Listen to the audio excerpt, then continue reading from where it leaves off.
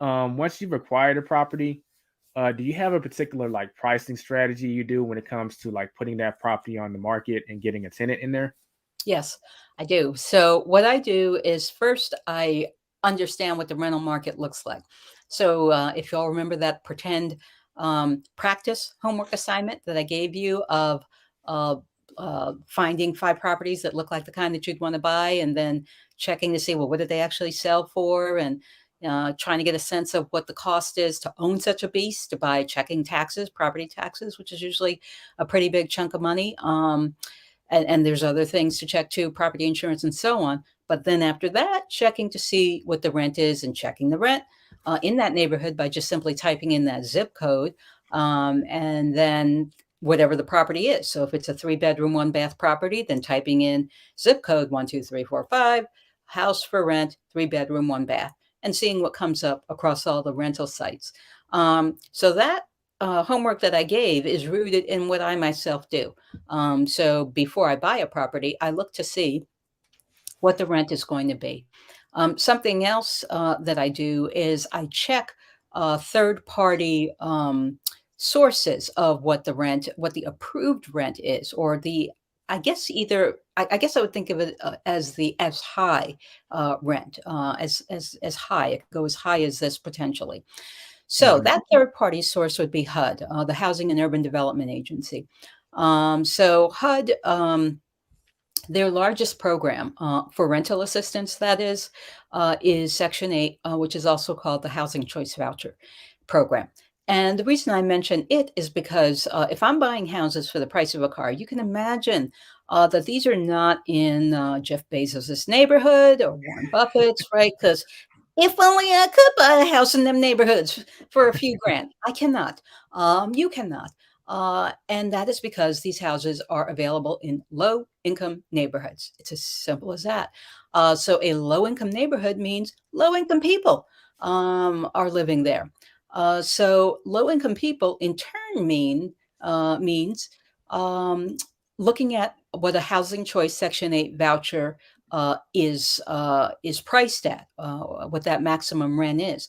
Even if you're not renting to someone who receives a voucher, their finances look exactly like someone who's receiving a voucher. Hmm. Again, because when you're living in a low income neighborhood, that's you have low income money. That's one of the terrors, certainly, um, of real estate in this country. So Section 8 is a good proxy to check. So how you check that is by typing in the following. Type in fair market rate, FMR, fair market rent, FMR, fair market Fair rent. market rent. Okay. Rent, exactly. And then all of the federal government, their calendar is not the calendar year. In other words, January 1 to December 31. Their calendar is a fiscal year different than January 1 to December 31. And the fiscal year is October 1 to September 30th. I only mention that because here we are in late October, meaning we're past October 1st, meaning we're in the new fiscal year of 2023. So we are in fiscal year 2023.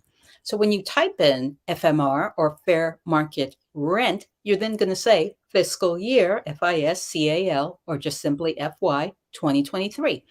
And Hmm. you are going to see, you'll have to probably click a link here and click a link there, but you'll see what the FMR is.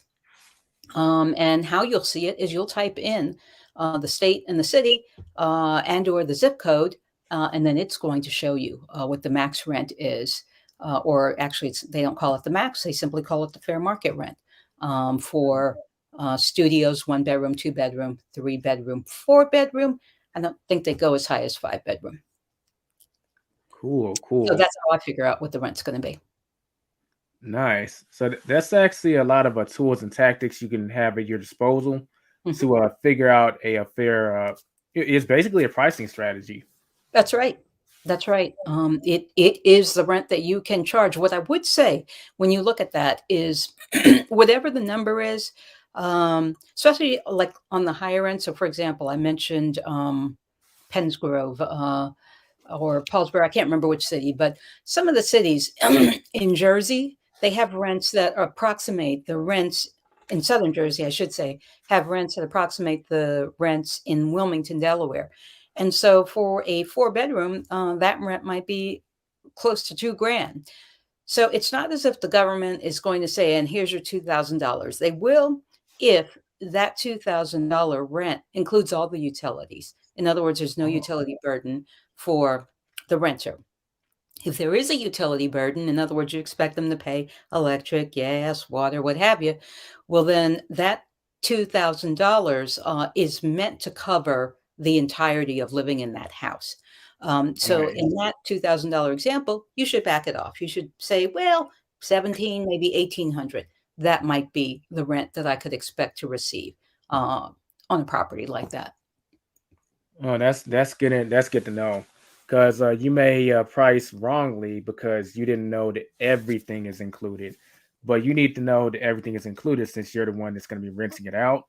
And if Exactly. you don't make the appropriate math to come up with the right rent, then you could get the price wrong. Okay. Exactly. Exactly. Sup everyone, y'all just watched a clip from one of the episodes of the Side Hustler Society podcast. If you want to check out the full episode, you can click on the link in the description right now, or click on the video that's showing in the end screen. Don't forget to subscribe if you're new and hit that bell notification if you want to be notified when another episode drops, and a thumbs up on this video is very much appreciated. I'll catch you in the next one.